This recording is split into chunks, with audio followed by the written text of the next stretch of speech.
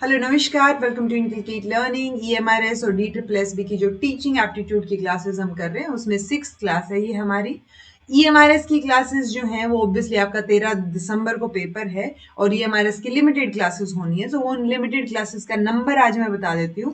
15 classes हैं जी total. Okay, आप 6th class अभी आज हम ले रहे हैं। विद इन 1-2 डेज आपके नोट्स अवेलेबल हो जाएंगे। ऑब्वियसली कंप्लीट 15 क्लासेस के वीडियोस धीरे धीरे करके मैं ऐड ऑन कर दूंगी, ठीक है, जैसे ही रिकॉर्ड करने का टाइम मिलेगा।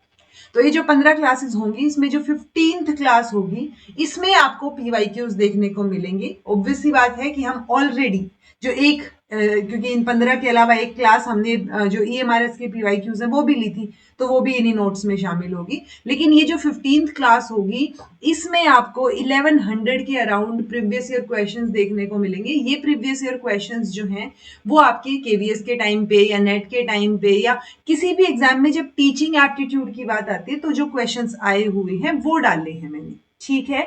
अब करने को आप बहुत होता है ना, लंबा चौड़ा काम कर सकते हो, बट मेरे अकॉर्डिंग मेरा जितना एक्सपीरियंस रहा है एजुकेशन के फील्ड में, टीचिंग एप्टीट्यूड के फील्ड में, तो आप जो है इतना आपके लिए मोर देन इनफ रहेगा। आपको जो चीजें मैंने करवाई हैं या मैं करवा रही हूँ इन 15 क्लासेस में, आपको वही रिपीटेडली देखनी है, रिपीटेडली समझने की कोशिश करनी है, बिकॉज इतना कंटेंट मोर देन इनफ होगा आपके लिए। ना आपको इससे कम करने की जरूरत है ना इससे ज्यादा करने की जरूरत है। ओके, इन ये जो क्वेश्चंस आप सोल्व करोगे बार बार, ये जो क्लासेस है ये बार बार रिवाइज करोगे रिपीटेडली, तो आपका जो है वो सारी चीजें कवर होंगी और आपके क्वेश्चन सोल्व होंगे, चाहे वो डायरेक्टली सोल्व हो चाहे वो इनडायरेक्टली एलिमिनेशन मेथड से सोल्व हो। ओके, तो जो 15 क्लास होगी उसमें जब क्वेश्चन सोल्व करेंगे तो वो तरीका भी आपको समझ आएगा कि क्वेश्चन को अप्रोच कैसे करना है। ओके, अच्छा एक और चीज, DSSB के PYQs इसमें इंक्लूडेड नहीं है, ये जो 1100 क्वेश्चन है, क्योंकि DSSB का पेपर मैंने चेक किए, उनका एम्बिटरा थोड़ा सा वास्ट है, क्योंकि उसमें 100 मार्क्स में आनी है, आपके 100 क्वेश्चन आने हैं। सो DSSB में जो टीचिंग है या टीचिंग मेथोडोलॉजी कंप्लीट है वो थोड़ा सा और डीपर लेवल पे जाके काफी कुछ चीजें उसमें इंक्लूड हो जाती हैं। बट EMRS के लिए जो स्पेसिफिक आपका सिलेबस है उसके अराउंड चीजों को देखते हुए ये 15 क्लासेस आपके लिए मोर देन इनफ होंगी और ये PYQs आपके लिए मोर देन इनफ रहेंगे। ठीक है जी, इन्हीं को बार बार कर लोगे तो आपको कॉन्फिडेंस भी आ जाएगा, आपको यही चीजें रिपीटेडली याद करनी है। ओके, चलिए जी, तो ये छठी क्लास है। विद इन 1-2 डेज जो है वो आपको 15 की 15 क्लासेस के नोट्स अवेलेबल हो जाएंगे। मैं वीडियो डाल दूंगी, आपको पता चल जाएगा। प्लस आपकी जो है वो क्या बोलते हैं, इन्हीं क्लासेस के नीचे जो है वो डिस्क्रिप्शन बॉक्स में भी आपको चीजें पता चल जाएंगी, नंबर पता चल जाएगा कि कहाँ से आपको कलेक्ट करनी है चीजें, कैसे कलेक्ट करनी है, क्या प्राइस होगा, सारी चीजें में जो है इससे नेक्स्ट वीडियो जब डलेगी विद इन 1-2 डेज वो आपको वहां पता चल जाएगा। ठीक है, अभी हम छठी क्लास की बात कर लेते हैं। हमने 5th क्लास में लर्निंग से रिलेटेड काफी कुछ चीजें डिस्कस की थी। अभी हम उसमें एक दो पॉइंट्स और ऐड करेंगे, प्लस ICT इन लर्निंग पे इस क्लास में फोकस रहेगा, जिससे क्वेश्चन आता ही आता है। NIOS के मटेरियल में भी मैंने करवा रखी थी कुछ चीजें, वहीं से क्वेश्चन वो इंफॉर्मेटिव टूल्स वाला बना था। तो NIOS का मटेरियल आपके सिलेबस के अकॉर्डिंग सारा जो है इन क्लासेस में इंक्लूड हो जाएगा। Okay, this is presented by me Raveena. Videos informative लगे तो इनकलकेट लर्निंग को लाइक शेयर सब्सक्राइब जहां कर सकते हैं, इट्स एब्सोल्युटली फ्री। तो ये कुछ एक स्ट्रैटेजीज हैं जी जो हमने कोऑपरेटिव लर्निंग की बात की थी उसी सीरीज में नेट के लेवल पे। इन एटलीस्ट ये नाम बहुत बार आए हुए हैं कि अच्छा ये कोऑपरेटिव लर्निंग की स्ट्रैटेजीज हैं, तो इनका बेसिक सा मतलब आपको पता होना चाहिए, आपको रटने की भी जरूरत नहीं होगी। फिशबॉल और जिगसॉ ये मैं ऑलरेडी पिछली क्लास में किसी क्लास में बता चुकी हूँ। फिशबॉल में मतलब जैसे फिश का बॉल होता है ना ऐसे गोल गोल, तो उसमें आउटर इनर सर्कल वो एग्जाम्पल देके मैंने आपको समझाया था कि 2 सर्कल है, इनर सर्कल और एक आउटर सर्कल। इनर सर्कल में जो बैठे हैं वो क्या करेंगे, डिस्कशन करेंगे। आउटर सर्कल वाले उसको बैठ के सुनेंगे, पॉइंट्स नोट डाउन करेंगे। इनर और आउटर सर्कल में जो है बच्चे एक्सचेंज भी किए जा सकते हैं कि इनर सर्कल में थे आप और आपको आउटर सर्कल में भेज दिया गया। ठीक है, तो ये चीज रहेगी। यूजुअली लिसनिंग स्किल्स डेवलप करने के लिए फिशबॉल वाला जो है उसको हम यूज करते हैं। देन है जिक्सॉ मेथड जी, जिसमें जिक्सॉ फिटिंग वाली एक्सपर्ट ग्रुप, होम ग्रुप, ये भी हमने बात की थी कि आपकी क्लास में टीचर ने एक टॉपिक दिया, अब उस टॉपिक में 5 हिस्से बना दिए और आपके ग्रुप में भी 5-5 बच्चे ही हैं, हर एक बच्चे को एक एक हिस्सा जो है वो डिवाइड कर दिया। अब हर एक ग्रुप में हर एक बच्चे के पास कुछ रिपीटेडली टॉपिक्स आए हैं ना, तो वो जब इकट्ठा होके एक ग्रुप बनाएंगे तो वो एक्सपर्ट ग्रुप हो जाएगा, वहां पे वो पूरी तहकीकात करके उस टॉपिक को डिस्कस करेंगे और अपने अपने ग्रुप में, अपने अपने रिस्पेक्टिव ग्रुप में वापस जाके वो उसको डिस्कस कर लेंगे। ठीक है, तो ये एक्सपर्ट ग्रुप, होम ग्रुप वाली बात जिग्सो में होती है। रैली कोच क्या होता है, यहाँ पे भी स्टूडेंट्स जो है वो पेयर्स में काम करते हैं। एक स्टूडेंट कोच की तरह काम करेगा और दूसरा जो है उसको प्रॉब्लम को सोल्व करने वाला जो वर्किंग पर्सन है, वर्कर है, उसकी तरह काम करेगा। ठीक है, टॉकिंग चिप्स, इसमें भी group discussion sort of thing है कि आप जब ग्रुप में बैठे हो तो आपके पास एक limited amount of chips divide की गई हैं कि हर एक बच्चे को मान लो 2 मिनट का टाइम मिलना है या हर एक बच्चे को 3 मिनट का टाइम मिलना है, तो एक एक मिनट की चिप्स मिली हुई हैं। तो वो चिप्स जब आप यूज करेंगे तो आपको आपके बोलने का टाइम जो है वो वहां पे शुरू हो जाएगा। तो टॉकिंग चिप्स में भी क्या चीज हो रही है, ग्रुप डिस्कशन ही हो रहा है, बट स्टूडेंट्स जो है अपनी चिप को सेंटर में रख के और अपना टॉकिंग टाइम यूज कर रहे हैं। अगर वो सेंटर में अपनी चिप रख रहे हैं, दैट मीन्स उन्होंने अपना टाइम अवेल करना शुरू कर दिया है। Round table, obviously round table strategy, round table में वो होता है ना कि एक बड़ा सा टेबल और उसके अराउंड आप बैठे हुए हो और वहां पे डिस्कशन कर रहे हो। ठीक है, सो अब हर एक के पास जो है, ये भी हो सकता है कि मान लो आप हर एक बच्चे से ऐसे कॉन्टिन्यूटी में डिस्कशन कर रहे हो, हर एक को अपने पॉइंट ऑफ व्यूज रखने का मौका मिल रहा है। या फिर ये हो सकता है कि आप कुछ नोट डाउन कर रहे हो या आपके इंपॉर्टेंट कोई चीज लिखनी भी है या आपसे सजेशन लेना है, सो हर एक बच्चे के पास एक एक करके वो पेन पेपर जाएगा और वो चीज जो है वो वहां पे आप लिख के बता दोगे। या अलग अलग ग्रुप बने हुए हैं तो एक पेन और एक पेपर पर ग्रुप भी हो सकता है। So it's totally up to the situation. So round table type की जो सिचुएशन है वो भी कोऑपरेटिव लर्निंग में जाएगी।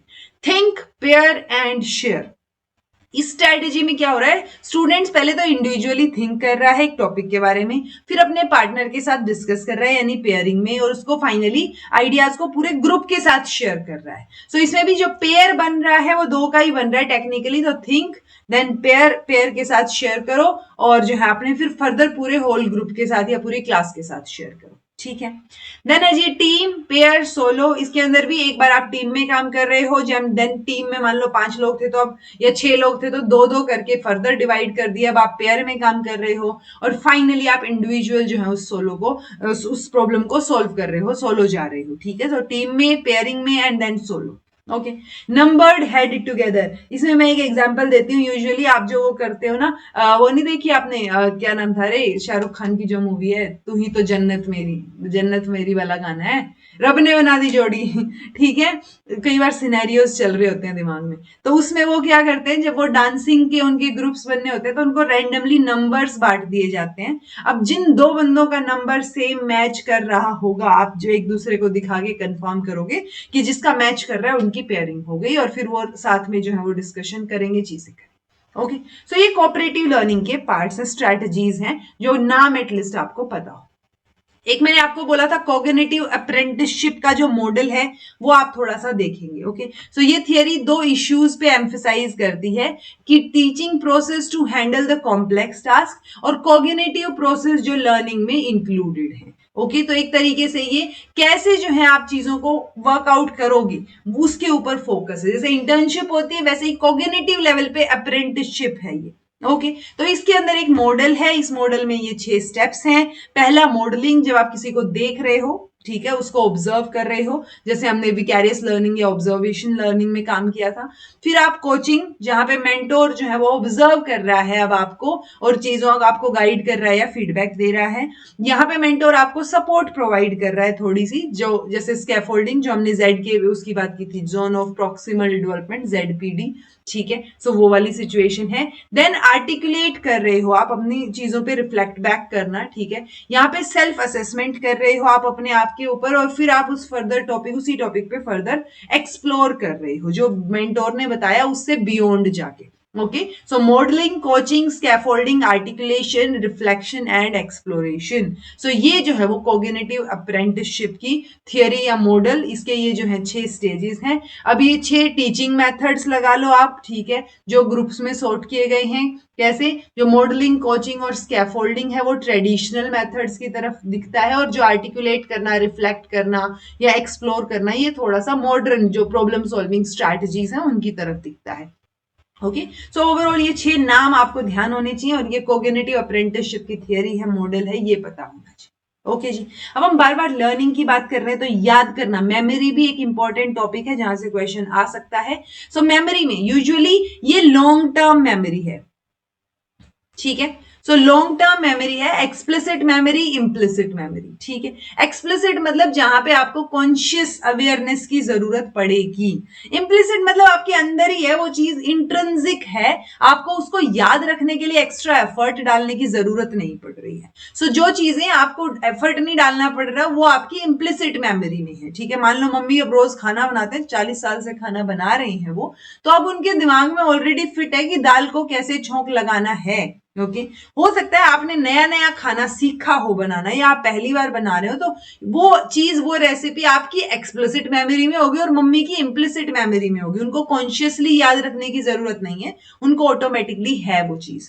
सो इम्प्लिसिट एंड एक्सप्लिसिट। एक्सप्लिसिट में दो चीजें आ जाती है, एक तो वो चीज जो आप याद करने की कोशिश कर रहे हो वो सिमेंटिक मेमोरी में, यानी फैक्ट और जनरल नॉलेज के बारे में चीजें हैं, या फिर आपने कोई इवेंट है, चीज है जो पर्सनली एक्सपीरियंस की है, सो वो एपिसोडिक मेमोरी में आ जाएगी। ओके, ये नाम पता हो बस आपको। एक है इम्प्लिसिट में जो आपने क्लासिकल कंडीशनिंग से सीखी है, आपके अंदर आ गई है वो चीज, ठीक है। कैसे, मम्मी ने अभी बचपन से खाना बनाना ही सीखा है, हो सकता है जो है उनको कोई काम करने का मौका ना मिला हो, या उनको ऐसा माहौल ना मिला हो, एनवायरमेंट ना मिला हो, राइट, बट उनको खाना बनाना प्रॉपर आता है, तो वो उनके बोलते हैं ना कि मैं तो 5वीं में थी या छोटी सी थी जब से ही बना रही हूँ। तो वो क्लासिकल कंडीशनिंग का एक बहुत बेहतरीन एग्जाम्पल है देखा जाए तो। ओके, देन प्रोसीजरल मेमोरी से हो सकता है कि आपने कोई स्किल सीखी है, ठीक है। अब ड्राइविंग किसी ने सीखी है तो वो उसकी प्रोसीजरल मेमोरी में है, ठीक है। तो वो मोटर और कॉग्निटिव स्किल्स है, वो आएगा इम्प्लिसिट में ही, कि एक पॉइंट के बाद आपको जो है वो चीजें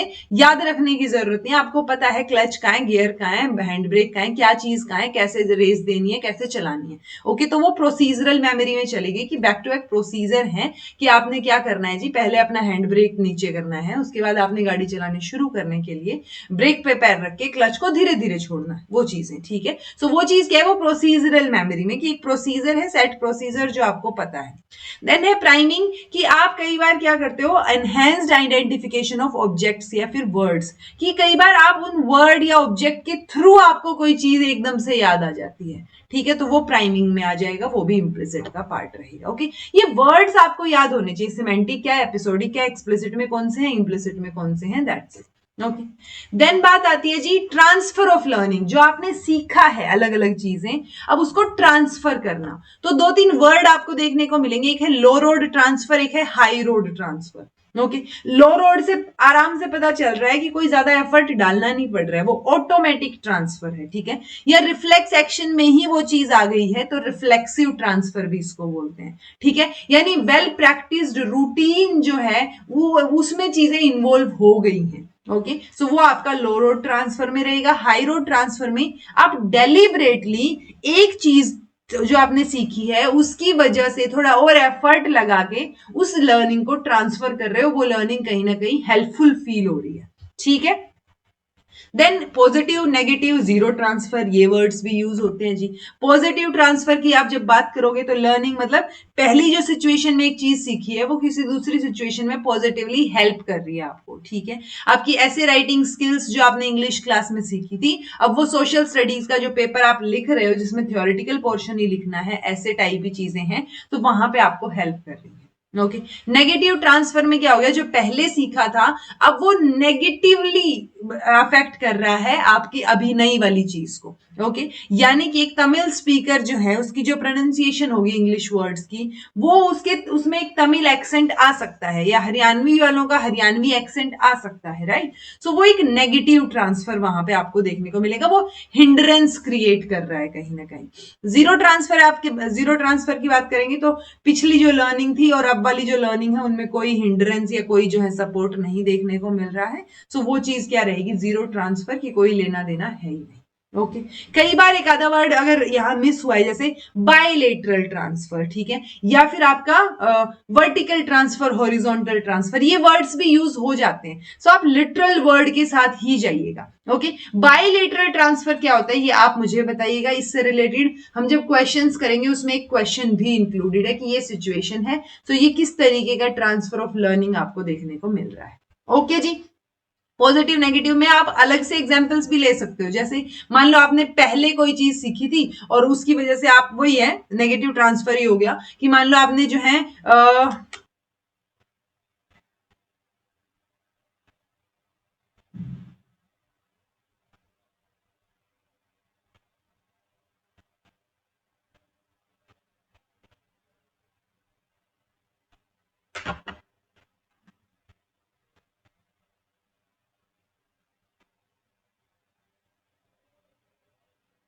मान लो आपने पहले गाड़ी चलानी सीखी है और इंडिया में सीखी है, तो ठीक है, इंडिया में राइट हैंड साइड की ड्राइविंग होती है, यानी आपको गाड़ी में राइट हैंड साइड पे बैठ के ड्राइव करना होता है, लेकिन कुछ एक फॉरेन कंट्रीज में लेफ्ट हैंड साइड की ड्राइविंग भी होती है। सो वो जो राइट हैंड साइड वाली ड्राइविंग आपने सीखी है वो वहां जाके हिंड्रेंस क्रिएट कर सकती है, राइट, कि आपको आइडिया नहीं हो रहा है कितना घुमाना है गाड़ी को, किधर मोड़ना है, क्या करना है, तो वो नेगेटिव ट्रांसफर हो गया, ठीक है। पॉजिटिव ट्रांसफर में और भी एग्जाम्पल्स जो आपको याद आए वो आप यहाँ पे कवर कर सकते हो। बायलेटरल ट्रांसफर क्या होता है वो आप मुझे कमेंट करके बताओगे। ओके, सो ये वर्ड्स है जी, ये पहले क्वेश्चन भी आया हुआ है तो मैंने यहाँ पे डाल दिया इन्फॉर्मेशन के लिए। Low road, high road, forward reaching या बैकवर्ड रीचिंग, तो देखो ये भी एग्जाम्पल है, नाम से बता रही हूँ सिर्फ, क्योंकि इतना डीपर लेवल पे नहीं आएंगी चीजें, बट आ जाए तो आपको आइडिया हो कि अच्छा ठीक है। फॉरवर्ड रीचिंग यानी कि किसी नई सिचुएशन में आप जो अभी चीज सीखी आपने उसको कैसे अप्लाई करोगे, यानी आप आगे का सोच रहे हो और आगे नई सिचुएशन में इसको कैसे अप्लाई करोगे वो चीज है। बैकवर्ड रीचिंग मतलब आप किसी सिचुएशन में खड़े हो ऑलरेडी और पीछे जो आपने सिचुएशंस फॉलो फेस की हैं, जो एक्सपीरियंस आपका रहा है, उनमें जो चीजें सीखी हैं उनमें से क्या चीज हेल्प कर सकती है इस सिचुएशन में, वो क्या हो गया बैकवर्ड रीचिंग। यानी आप पीछे की तरफ मुड़ के अगर देख रहे हो कि क्या यूज करूं तो वो हो गया आपका बैकवर्ड रीचिंग। अगर आप आगे की तरफ देख रहे हो कि कहाँ यूज कर सकती हूँ तो वो फॉरवर्ड रीचिंग ट्रांसफर हो गया। ओके, देन आता है जी हमारा main topic ICT in learning. So information and communication technology, आपको ये फुल फॉर्म पता होनी चाहिए आईसीटी की, ठीक है। आईसीटी में हम क्या कर रहे हैं, diverse set of technological tools या रिसोर्सेज यूज कर रहे हैं कम्युनिकेट करने के लिए, चीजों को या कंटेंट को क्रिएट करने के लिए, उसको स्प्रेड आउट करने के लिए, डिसेमिनेट करने के लिए, या उसको स्टोर या मैनेज करने के लिए इंफॉर्मेशन को। ओके, ये अकॉर्डिंग टू यूएनडीपी और आपका यूनेस्को, उनके अकॉर्डिंग ओवरऑल ये डेफिनेशन है। ओके, अब आईसीटी में तीन चीजें आती हैं, ये क्वेश्चन आपके यहाँ आ सकता है कि किन किन चीजों से मिलके बना है आईसीटी। सो एक रहेगा जी आईसीआई यानी इंफॉर्मेशन एंड कम्युनिकेशन इंफ्रास्ट्रक्चर, दूसरा रहेगा इंफॉर्मेशन टेक्नोलॉजी आईटी, और तीसरा रहेगा कम्युनिकेशन टेक्नोलॉजी यानी कि सीटी। तो कम्युनिकेशन टेक्नोलॉजी इसके थ्रू आप कम्युनिकेट कर रहे हो, इंफॉर्मेशन टेक्नोलॉजी वो हार्डवेयर या सॉफ्टवेयर हो गया जिसके थ्रू चीजें हो रही हैं, और आईसीआई जो है वो फिजिकल टेलीकम्युनिकेशन का सिस्टम हो गया या नेटवर्क्स हो गए जो यूटिलाइज हो रहा है फर्दर कम्युनिकेशन प्रोसेस को हेल्प करने में, ठीक है। ओवरऑल हम क्या बोल सकते हैं कि आईसीटी जो है वो इंटीग्रेशन है किसका, इंफॉर्मेशन टेक्नोलॉजी का, किसके साथ, कम्युनिकेशन टेक्नोलॉजी के साथ, इन दोनों का कॉम्बिनेशन है विद द हेल्प ऑफ एक appropriate infrastructure, that means ICI. तो ये आईसीआई, आईटी और सीटी आपको पता होनी चाहिए। ओके, अब ये एग्जांपल्स है कुछ एक, इसका अगर हम आईसीटी के एग्जांपल्स देखें तो जो प्रिंट बेस्ड मटेरियल होगा या फोटोग्राफी पिक्टो, तो जो जो चीजें आप देखेंगे कि जो जो चीजें कहीं कहीं भी इंफॉर्मेशन टेक्नोलॉजी को या आईसीआई को यूज कर रही हैं प्लस कम्युनिकेट कर रही हैं चीजों को, ठीक है, चाहे जैसे टेलीफोन के माध्यम से, ईमेल के माध्यम से, चैट, वट एवर द जो आपका मोड है वो, ठीक है। सो वो सारे के सारे जो है वो किस में आ जाएंगे, आईसीटी इन लर्निंग के एग्जाम्पल में आ जाएंगे। ओके, अब टूल्स ऑफ आईसीटी एक सिंगल टूल नहीं है, कॉम्बिनेशन आपको देखने को मिलेगा हार्डवेयर का, सॉफ्टवेयर का, मल्टीमीडिया का वगैरह वगैरह, ठीक है। और आजकल की अगर हम बात करें तो बहुत रैपिडली इवॉल्व हो रही है टेक्नोलॉजी। हम desktop, notebook, handheld computer, tablet, phone, digital camera, तो बहुत सारी चीजें यूज करते हैं, ठीक है। तो वो सारी की सारी ही ICT in education, ICT in learning के पार्ट में आ जाएगी।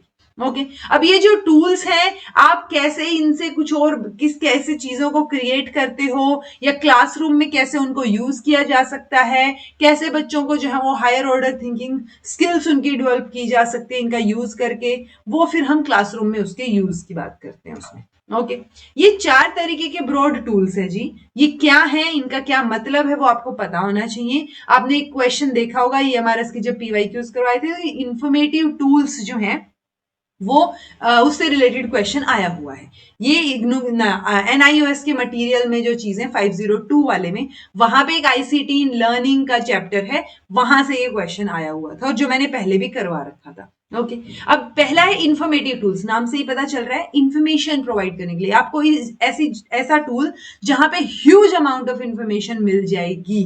ओके अब वो इंफॉर्मेशन किसी भी फॉर्मेट में हो सकती है, टेक्स्ट की फॉर्म में हो सकती है, साउंड की, ग्राफिक्स की, वीडियो की, ठीक है।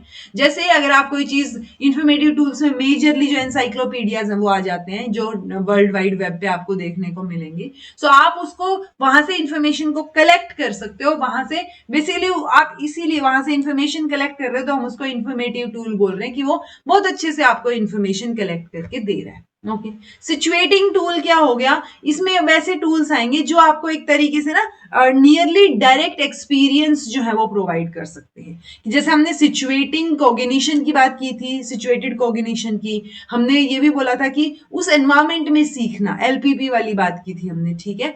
तो जो हमने एक पेरिफेरी की बात की थी कि पेरिफेरी पे हो एक्सपर्ट बन सकते हो, वो चीजें। सो सिचुएटिंग टूल में क्या हो रहा है, आपको डायरेक्ट एक्सपीरियंस देने की कोशिश की जा रही है ICT के माध्यम से। ओके जैसे साइमुलेशन हो गया, गेम्स हो गए, या वर्चुअल रियलिटी हो गई, तो ये चीजें जहां यूज हो रही हैं, मतलब आपको लगेगा कि रियल सिचुएशन सी ही है। ओके सो वो जो है वो सिचुएटिंग टूल में आ जाएगा जी। ओके देन है कंस्ट्रक्टिव टूल। ये वो वाले टूल हैं जिनको आप यूज कर सकते हो कंस्ट्रक्ट करने में, मैनिपुलेट करने में, या अपनी खुद की नॉलेज को बेटर तरीके से विजुअलाइज करने में, ठीक है। सो ये उसमें आ जाएंगे सारे के सारे। तो और जो एग्जांपल्स कंस्ट्रक्टिव में देखेंगे हम, तो वो किस किस में आ जाएंगे, जैसे ये वेब ऑथरिंग एप्लीकेशंस जो आपको अलाउ कर रही है चीजों को क्रिएट करने में, अपने आइडियाज को फर्दर बेटर तरीके से कम्युनिकेट करने में। जो माइंड टूल्स होते हैं जहां पे डाटाबेस, स्प्रेडशीट, जो ये सारी चीजें वो सारी की सारी कंस्ट्रक्टिव टूल में आ जाएंगी, जिसकी हेल्प से आप कुछ चीज कंस्ट्रक्ट कर सकते हो बेसिकली। ओके देन है कम्युनिकेटिव टूल्स, जिन जिन टूल्स की हेल्प से आप कम्युनिकेट बेटर कर पाओगे, ठीक है। जैसे आजकल हम ये जो वेब 2.0 की बात करते हैं, या वेब 3.0 और बाकी चीजें आ रही हैं, जहां पे आप क्या कर पा रहे हो, चैटिंग कर पा रहे हो, अपनी बात कह पा रहे हो। तो जब आप किसी भी टूल को, ICT के टूल को कम्युनिकेशन के पर्पज से यूज कर रहे हो, जो कम्युनिकेट करने के लिए आपकी हेल्प कर रहा है, वो कम्युनिकेटिव टूल में आ जाएगा। ओके सो ये 4 टूल हैं जी, ये नाम आपको पता होने चाहिए। आप इन टूल्स का इस्तेमाल पेडागोजी में, कोलैबोरेशन में, असेसमेंट में, लर्निंग प्रोसेस में, कई जगह पे जहां पे भी टीचर चाहे वहां पे इनको यूज कर सकता है। ओके कैसे यूज करेगा, जैसे टीचिंग स्टाइल में या टीचिंग अप्रोच में अगर हम बात करें, टीचर सेंटर्ड अप्रोच है, लर्नर सेंटर्ड अप्रोच है, या लर्निंग सेंटर्ड, जिसमें हम दोनों के कंबाइंड अप्रोच की बात करते हैं। ओके तो यहां पे आप कैसे यूज कर सकते हो ICT टूल का, जैसे टीचर सेंटर्ड अप्रोच है, जिसमें teacher he source of knowledge है, वही एक्टिव है, वही आपको इंफॉर्मेशन दे रहा है, बच्चे सिर्फ पैसिवली उसको ग्रैब कर रहे हैं। ओके तो आप कैसे यूज कर सकते हो, टीचर जो है वो प्रेजेंटेशन दे सकता है, टीचर की प्रेजेंटेशन को फर्दर जो है ये क्या करेंगे, हेल्प करेंगे बेटर बनाने में। देन हैंड आउट दे सकता है, या प्रोजेक्टर यूज कर सकता है, स्लाइड्स जैसे मैं यूज कर रही हूँ, या मॉडल्स यूज कर सकता है। तो वो लर्नर की अटेंशन को उस जगह पे रिटेन करने में हेल्प करेंगे, ठीक है। तो वो ICT टूल्स टीचर सेंटर्ड में हो गए। लर्नर सेंटर्ड में क्या रहेगा, यहाँ पे आप बच्चों को भी इंक्लूड कर रहे हो। मान लो आपने इंफॉर्मेटिव टूल्स का यूज किया और आपने एक बच्चे को एक असाइनमेंट दिया, और वो घर से बहुत सारी इंफॉर्मेशन कलेक्ट करके लाया, फिर कम्युनिकेशन टूल के जरिए वो आपको कम्युनिकेट कर रहा है, और भी चीजें हो सकती हैं, तो वो लर्नर सेंटर्ड अप्रोच में हो जाएगा। लर्नर जहां पे नॉलेज सीकर है, टीचर फैसिलिटेटर और गाइड रहेगा, लर्नर एक्टिव रहेगा, बच्चा पैसा, टीचर जो है वो कंपैरेटिवली थोड़ा सा कम रोल रहेगा उनका। टीचर डिजाइन करेगा, चीजों को मैनेज करेगा, बट उस सेटिंग में जो लीड है वो बच्चे को ही लेने देगा। ओके अगर दोनों की कॉम्बिनेशन की बात करें, तो जहां जो चीज अप्रोप्रिएट तरीके से हो सकती है वो वहां यूज कर रहे हो आप, ठीक है। सो प्रेजेंटेशन भी दे रहे हो और बच्चे से हेल्प भी ले रहे हो, वो लगा सकते हो। ओके अब जब आप इंटीग्रेट करते हो ICT को, तो 4 स्टेप इन्होंने बताए हैं। पहले तो टीचर और स्टूडेंट को वो ICT टूल डिस्कवर करने की जरूरत है, वो कैसे फंक्शन करेगा, कैसे उसका यूज किया जा सकता है, वगैरह वगैरह। देन आप देखोगे कि how to use ICT tool, आप उसको यूज करोगे कैसे, कैसे आप लिंक करोगे चीजों को, तो वो लिंकिंग जो है वो आपके मटेरियल से रिलेटेड, आपकी चीजों से रिलेटेड सेकेंड स्टेज में रहेगी। अब थर्ड स्टेज में रहेगा हाउ के साथ साथ व्हेन टू यूज, कैसे when to use ICT tools, आप पर्टिकुलर पर्पस को जो है वो कैसे जो है उस पर्टिकुलर पर्पस को अचीव करने के लिए कैसे उस टूल का इस्तेमाल करोगे, कब करोगे, ठीक है, किस स्टेज पे करोगे। देन फोर्थ स्टेज है जहां पे लर्निंग सिचुएशन जो है वो आपने ट्रांसफॉर्म कर दी है आईसीटी की हेल्प से, और आपने बेटर तरीके से उसका यूज किया, लिंक किया और आपने ट्रांसफॉर्म कर दिया, बच्चे तक वो बात पहुंचा दी। ओके अब ऐसे ही और भी बहुत सारे वो मॉडल्स या टूल्स हो सकते हैं। तो एक अश्योर मॉडल है जी, क्वेश्चन आता है, इससे आ सकता है। अश्योर के साथ साथ ADDIE की फुल फॉर्म भी आप मुझे बताइएगा, वो भी जरूरी है, ऑल्दो उसके अंदर हम डायरेक्ट नहीं बोल रहे हैं कि वहां पे आप आईसीटी का यूज कर रहे हो, बट अश्योर में फॉर श्योर ये जो यूटिलाइज मीडिया एंड मटीरियल है, इसकी वजह से ये क्वेश्चन अश्योर का यू किस लिए है, यू का क्या मतलब है, इस तरीके से कोई भी कंप्लीट फुल फॉर्म या किसी एक लेटर की फुल फॉर्म पूछी जा सकती है। ओके देन ऐसे ही एक आई केयर मॉडल है, introduction, connect, activity, reflect and extend का ये फुल फॉर्म भी आपको पता होनी चाहिए। ओके देन अगर हम फर्दर बात करें तो ओवरऑल ना ये आपके एनआईएस के मटेरियल में एक सिस्टमैटिक मॉडल की क्या क्या चीजें होनी चाहिए, उसमें क्या क्या कंपोनेंट्स होंगे वो बता रखी है। ये है वो कंपोनेंट्स की एक सिस्टमैटिक मॉडल जो आईसीटी के इंटीग्रेशन को प्लान करता है, उसमें क्या क्या चीजें होनी चाहिए। सबसे पहले प्रॉब्लम आएगी कि प्रॉब्लम है क्या, मेजर प्रॉब्लम या इश्यूज क्या, किस टॉपिक पे आप बात करने वाले हो। ओके देन लर्निंग ऑब्जेक्टिव रहेंगे, आप वो स्पेसिफाई करोगे उस टॉपिक के एंड में, ठीक है, जो कि एक आउटकम की तरह बाहर निकल के आएंगे आपके लिए, वो ऑब्जेक्टिव्स जिनको आप अचीव करना चाह रहे हो, ठीक है। अब क्या क्या टेक्नोलॉजी की इसमें जरूरत है, वो चीज आप देखोगे कि टेक्नोलॉजी की रिक्वायरमेंट क्या है। रैशनल फॉर द यूज, बहुत अच्छी बात यहां बोली गई है कि आप जबरदस्ती नहीं करोगे कि just for the sake of using ICT आपने उस टॉपिक में बस घुसा दिया है आईसीटी, नहीं, आपको देखना है कि आप क्यों यूज कर रहे हो उस टॉपिक में आईसीटी, या कोई भी टूल अगर यूज कर रहे हो तो उसका पर्पस क्या है। रैशनल यूज करना है आपने, लॉजिकली कि वो चीज की जरूरत है नहीं है, उस टॉपिक में क्यों है, क्या वैल्यू एडिशन कर रहा है, कैसे वो टेक्नोलॉजी फर्दर सपोर्ट कर रही है चीजों को। सो वो चीजें जो है वो हमारे फोर्थ स्टेप में आ जाएंगी। ऐसे ऐसे नहीं है कि बस मन किया दिखाना है इसलिए बस ऐड कर दिया। ओके और भी बहुत सारे रीजंस हो सकते हैं, हाई मोटिवेशन रहेगा इससे जब आप यूज करते हो आईसीटी का, ठीक है। अलग से आप जब क्या करते हो, बच्चों को विजुअलाइज फॉर्म में डाटा देखने को मिल जाता है, ठीक है, अपनी लर्निंग प्रोग्रेस भी वो ट्रैक कर सकते हैं। Then support for innovative instructional approach, जैसे कोलैबोरेटिव लर्निंग या प्रॉब्लम बेस्ड लर्निंग, उसके लिए बेटर इनोवेटिव सपोर्ट मिल जाएगा। देन इंक्रीज्ड टीचर प्रोडक्टिविटी, और स्टूडेंट भी नॉलेज कंस्ट्रक्शन में पार्ट ले पाएंगे।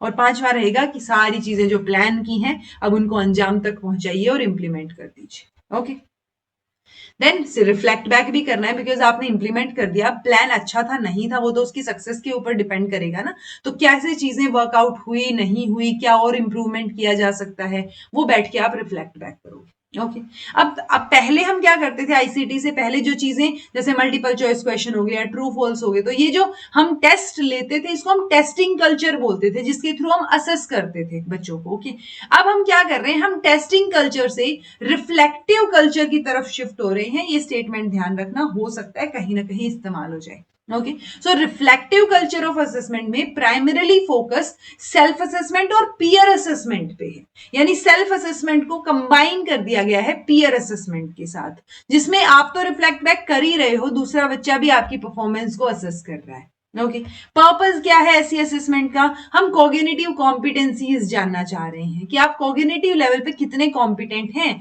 Problem solving skills, critical thinking skills, question formulation, ये सारी चीजें कैसे आप कर पा रहे हो। मेटा कॉग्निटिव कॉम्पिटेंसीज जो है वो असेस करना चाह रहे हैं, सोशल कॉम्पिटेंसीज असेस करना चाह रहे हैं। तो जो ये असेसमेंट है ये प्रोसेस और प्रोडक्ट दोनों पे रिफ्लेक्ट बैक कर रही है। ओके जी देन फर्दर अगर बात करें तो दो फॉर्म ऑफ असेसमेंट मेजरली देखने को मिलेंगी जब हम आईसीटी की बात करेंगे, एक जो आईसीटी का यूज करे, एक नॉन आईसीटी बेस्ड असेसमेंट हो गया।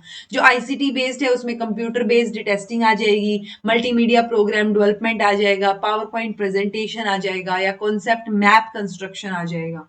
नॉन आईसीटी में वही अपना जो ऐसे टाइप क्वेश्चन है, रिफ्लेक्टिव जर्नल है, या आपने किसी शॉर्ट क्वेश्चन वो ये ना आंसरिंग शॉर्ट क्वेश्चन हो ना पेपर, तो ये नॉन आईसीटी बेस्ड हो गया। ओके अब आईसीटी का फायदा क्या है, क्योंकि ये बहुत फ्लेक्सिबिलिटी प्रोवाइड कर रहा है, ठीक है, फ्लेक्सिबिलिटी दे रहा है, इसको हम टूल फॉर लर्निंग की तरह यूज कर रहे हैं, उसको असेस भी कर रहे हैं, then responsibility of student for their learning, product और प्रोसेस असेसमेंट मिल रही है यहाँ से, variety of assessment instruments use हो रहे हैं, असेसमेंट ऑथेंटिकेटेड है, ऑथेंटिसिटी पता चल रही है उसकी, और स्टूडेंट भी एक्टिवली पार्टिसिपेट कर पा रहा है।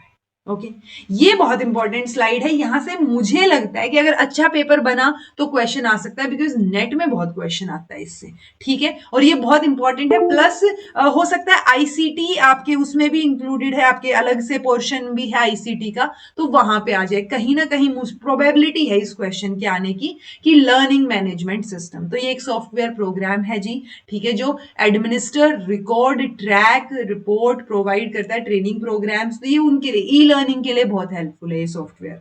ये कब लॉन्च हुआ था, ये डिजिटल इंडिया प्रोग्राम के अंडर 2015 में लॉन्च किया गया था। गोल क्या था कि आईटी को एक ग्रोथ इंजन की तरह यूज किया जाए, इंडिया को जो है वो नॉलेज इकोनॉमी और डिजिटली एम्पावर्ड सोसाइटी में कन्वर्ट किया जाए। इसमें हम मेजरली क्या कर रहे होते हैं, हम लर्निंग मैनेजमेंट सिस्टम की हेल्प से टीचर जो है वो कोर्सेज क्रिएट कर सकता है, टीचर जो है वो चीजें इजीली सब बच्चों तक पहुंचा सकता है, तो बहुत सारी चीजें होती हैं। ये कुछ एक एग्जांपल्स हैं, आपको सब रटने की जरूरत नहीं है, बट ये जो फर्स्ट है मूडल, इसकी फुल फॉर्म जरूर याद रख लेना, पूछी जाती है बहुत बार, modular object oriented dynamic learning environment, ठीक है। सो ये लर्निंग मैनेजमेंट सिस्टम्स हैं, स्कूलोजी या एडमोडो, देन आपका कैनवास, लर्निंग डैश, ये चीजें और भी बहुत सारे हैं, जैसे माइंड मिस्टर, एक्स माइंड, सी मैप, ये माइंड मैपिंग के लिए एप्स हैं, ठीक है, या टूल्स हैं। देन कैनवा जो है वो एक ऑनलाइन ग्राफिक डिजाइनिंग टूल है। एड पजल, ऑब्वियसली नाम से ही पता चल रहा है, टेस्टिंग के लिए पजल, ठीक है, तो वहां से है। Web based e learning application है, जो वीडियो को सिलेक्ट करना, कस्टमाइज करना, एडिट करना, क्रॉप करना, वो सारी चीजें रहेंगी इंक्लूडेड, और क्वेश्चंस भी ऐड कर सकते हो आप क्विज के ड्यूरिंग वीडियो स्ट्रीमिंग, यानी मैं पढ़ाते पढ़ाते यहाँ क्वेश्चंस दिखाने लग जाऊं एकदम से क्रिएट करके, तो वो एड पजल के थ्रू हो जाए। ओके कहूत जो है वो क्या है, गेम बेस्ड लर्निंग प्लेटफॉर्म है। तो ये यूजुअली वो वाले नाम हैं जो आपके नेट लेवल पे देखने को मिलते हैं, बट ये मूडल्स और लर्निंग मैनेजमेंट सिस्टम कब आया, ये मैं एक्सपेक्ट कर रही हूँ कि आप एटलीस्ट आपको इतना पता होना चाहिए, ठीक है जी। एक और, अब हम ऑनलाइन ऑनलाइन या डिजिटल या आईसीटी की बात कर रहे हैं, तो वर्ड पता हो, प्रज्ञता, प्रज्ञता गाइडलाइंस जो है वो डिजिटल एजुकेशन के लिए हैं। ये पूछ लिया जाता है कई बार कि ये गाइडलाइंस किससे रिलेटेड हैं, तो 2020 में ये गाइडलाइंस इश्यू हुई थी कि ऑनलाइन एजुकेशन, डिजिटल एजुकेशन, उसके लिए पर्टिकुलर गाइडलाइंस हैं। प्रज्ञता की फुल फॉर्म है प्लान, रिव्यू, अरेंज, गाइड, याक, तो इस याक का मतलब टेक्निकली टॉक होता है, तो आपको ये गड़बड़ नहीं करनी है कि आप याक का मतलब भूल जाओ।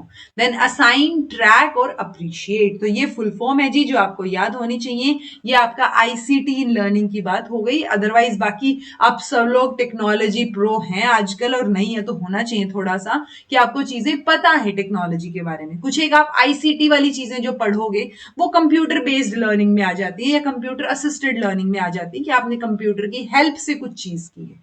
सो वो बाय डिफॉल्ट बेसिक सी चीजें हैं जो आपके दिमाग में होनी चाहिए। बीइंग अ टीचर, आप अपने आप को उस सिचुएशन में इमेजिन करेंगे जिस सिचुएशन का क्वेश्चन दिया होगा, ओके, सो उसके मुताबिक ऑटोमेटिकली चीजें हो जाएंगी, कॉन्सेप्चुअल जो है, और जो फैक्चुअल है या टूल्स हैं पर्टिकुलर, जो कैटेगरीज हैं, वो हमने ऑलरेडी कर ली, ठीक है जी। तो जल्दी ही आपको नोट्स देखने को मिल जाएंगे, और बाकी क्लासेस तो सारी की सारी ऑटोमेटिकली फ्री में डलेंगी ही। अच्छा, क्लासेस से जो बच्चे नोट्स बना रहे हैं उनको पीडीएफ या नोट्स लेने की जरूरत नहीं है, बिकॉज इन्हीं क्लासेस की पीपीटी को पीडीएफ में कन्वर्ट करके आपको अवेलेबल करवाया जाएगा। जो नोट्स नहीं बना सकते या जिनके पास टाइम नहीं है, वो क्लास सुनते सुनते वहां से रिवाइज कर सकते हैं। जो भी बच्चा नोट्स ले, मैं सजेस्ट करूंगी एक बार तो सारी क्लासेस सुन लेना, ताकि आपको एक पर्सपेक्टिव मिल जाए, मैंने किस पर्सपेक्टिव से ये नोट्स बनाए हुए हैं, ओके, सो वो आपके लिए बेहतर रहेगा। अदरवाइज दूसरे के नोट्स से इतना कई बार नहीं समझ आता, तो आप स्लाइड्स देखते देखते एक बार मेरी एक्सप्लेनेशन सुन लोगे तो आपको इजीली समझ आ जाएंगी चीजें, okay. This was all about today. Thank you so much for watching. Be happy, keep smiling, subscribe to Inculcate Learning because it is absolutely free. Be consistent in your efforts. Take care. See you very soon in next class.